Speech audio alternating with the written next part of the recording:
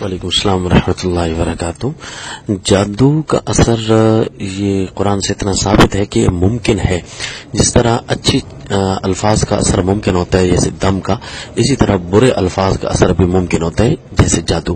ظاہری دنیا میں بھی اچھے اور برے الفاظ کا اثر آتا ہے۔ مثلا آپ کسی کو کہیں نا خاموش رہیے تو اس کا ایک اثر ہوگا، اگر آپ اسی کو کہیے نا بکواس نہ کر تو اس کا ایک اور اثر ہوگا۔ تو حالانکہ الف با جیم سے دونوں ہی مرکب ہیں، لیکن دونوں نے اپنا اپنا اثر دکھایا۔ اسی طرح روحانی طریقے سے بھی الفاظ کا کچھ اثر ہوتا ہے۔ دعا مانگتے ہیں تو یہ روحانی اور اچھے الفاظ ہوتے ہیں، ان کا ہمیں اثر ہو جاتا ہے۔ اسی طرح جب اپنے خلاف کو بد دعا کرتا ہے تو اس کا بھی اثر ہو جاتا ہے۔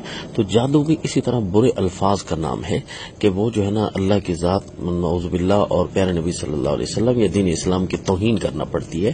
تو جادو کرنے والا باقاعدہ طور پر دائرہ اسلام سے خارج ہوتا ہے، اور جس نے جادو کرایا ہے وہ بھی باقاعدہ طور پر دائرہ اسلام سے خارج ہوتا ہے۔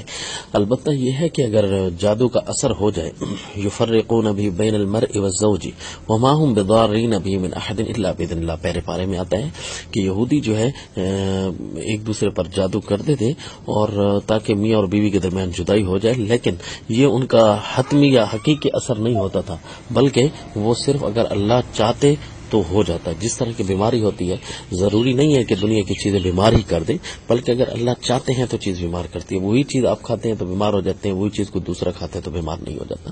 تو اسی طرح جو ہے روحانی بیماری جب چمٹ جائے تو اس کا ایک علاج ہے۔ علاج یہ ہے کہ حدیث شریف کے مطابق معوذتین یہ پڑھ کر اپنے اوپر دم کرتے رہیں، یعنی آخری دو صورتیں۔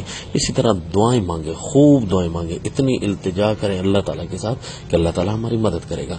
اس کے علاوہ جو تعویذ دھاگا کیا جاتا ہے، یہ سارے کے سارے ایسے اعمال ہیں جو صحیح احادیث سے ثابت نہیں ہیں۔ بعض لوگوں نے اس کو ثابت کرنے کی کوشش تو کی ہے، لیکن یاد رکھیے صحیح اور انصاف کی بات یہ ہے کہ وہ روایات صحیح نہیں ہیں جو تعویذ لکھنے کے بارے میں ہیں۔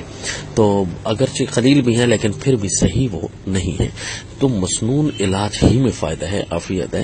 جس طرح کوئی بیماری لگ جائے تو بندہ دعائیں کر لیتا ہے، اور روحانی بیماری کوئی بھی لگ جائے، حسد آ جائے، کینہ آ جائے، بغض آ جائے، غصہ آ جائے، تو اس کا علاج دعاؤں سے ہی ہوتا ہے، اللہ تعالیٰ کی طرف رجوع کرنے سے ہی ہوتا ہے۔ تو اسی طرح جادو یہ کوئی ایسا مضر نہیں ہوتا، ورنہ تو یہودی سارے کے سارے مل کر جو مسلمانوں کو مارنے پر تلے ہوئے ہیں، یہ سارے جادو ہی کرنے بیٹھ جاتے تو مسلمانوں کو ختم کر لیتے۔ اس کا مطلب ہے جادو اتنی حتمی چیز نہیں ہے، ورنہ وہ تو ان کے گھر کی چیز ہے، کفر یعنی یہود و نصارہ کی، اور وہ یہ کام نہیں کر سکتے۔